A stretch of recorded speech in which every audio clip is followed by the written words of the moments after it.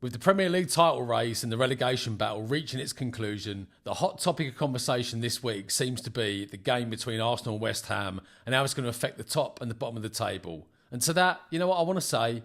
I couldn't care less. There's two main reasons why. Number one, we're not involved in the title race, and even if Arsenal win it, who cares? It is what it is. I couldn't care less. Obviously, we are involved in the relegation battle, but again, whatever the result of the West Ham Arsenal game, I couldn't care less. And you know why? It's for this one reason. The fact of the matter is that we're a point above West Ham in the table and we've both got 3 games left to play. So if we take care of our 3 games and win all of them, West Ham could win their remaining 3 games 10, 15-0 and it won't make one jot of difference. Because even in that bizarre scenario, if we both win the 3 games, we finish a point higher and all that matters is the points total. And also, just remember, it's nearly impossible to predict Premier League results these days. I mean, the bookies are laughing all the way to the bank.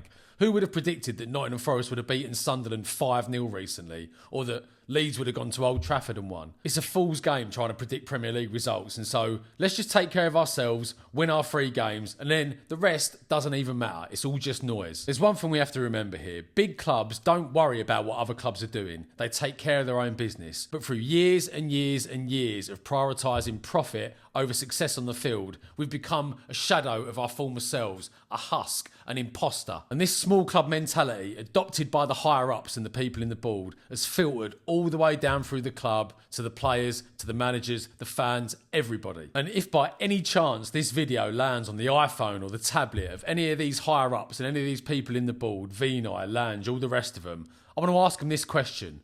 Are we a big club? Do you want to be a big club? Or do you want to be little plucky Spurs that has to rely on other clubs, in this case our bitter rivals, to take care of business for us? Or do we want to do things ourselves? When talking about big club mentality and how we've lost it over the decades and over the years, there's one story that always springs to mind, and it's this one from Hugo Lloris from his autobiography. Let's have a look. Hugo Lloris: how the gift of a luxury watch made me realise Spurs would accept second best. We do all have one engraved memory though. 4 days before the final, Daniel Levy called us together to announce that, with the support of a sponsor, we would each receive a luxury aviator watch from the club. At first, we were excited to see the elegant boxes. Then we opened them and discovered that he'd had on the back of each timepiece engraved with the player's name and Champions League finalist 2019. Finalist? Who does such a thing at a moment like this? I still haven't got over it, and I'm not alone. If we'd won, he wouldn't have asked for the watches back to have winner engraved instead. I have considerable respect and esteem for the man and all he has done for the club as a chairman. I got to know him, but there are things that he is simply not sensitive to. As magnificent as the watch is, I have never worn it. I would have preferred there be nothing on it. With an engraving like that, Levy couldn't have been surprised if we'd have been 1-0 down after a couple of minutes. So it was written. At the post-match reception in the hotel, I had the impression that some people from the club and certain players were not sufficiently despondent at having lost. I would have liked people to come up and say to me, "Don't worry, Hugo, never again. We'll give you the means for a comeback." But when I returned to my room on the night of the final, I think I had the same feeling as Mauricio and Harry.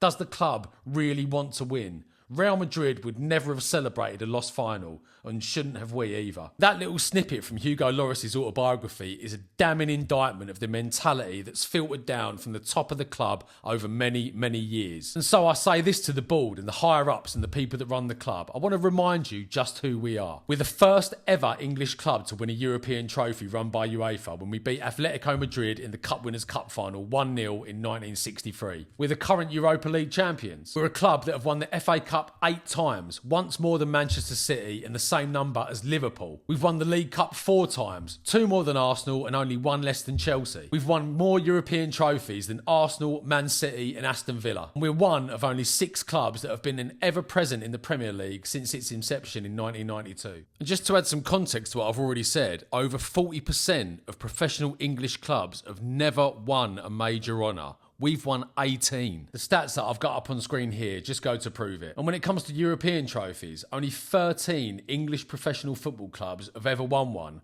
We've won 4. Over the years, we've had some of England's and some of the world's greatest players walk through the gates and play on that pitch at White Hart Lane. Danny Blanchflower, Jimmy Greaves, Dave Mackay, Martin Chivers, Martin Peters, Alan Mullery, Steve Perryman, Glenn Oddle, Steve Archibald, Ray Clements, Paul Gascoigne, Gary Lineker, Ledley King, Jurgen Klinsmann, Teddy Sheringham, David Ginola, Darren Anderton, Gareth Bale, Luka Modric, Harry Kane, Moussa Dembele, Hugo Lloris and Kyle Walker.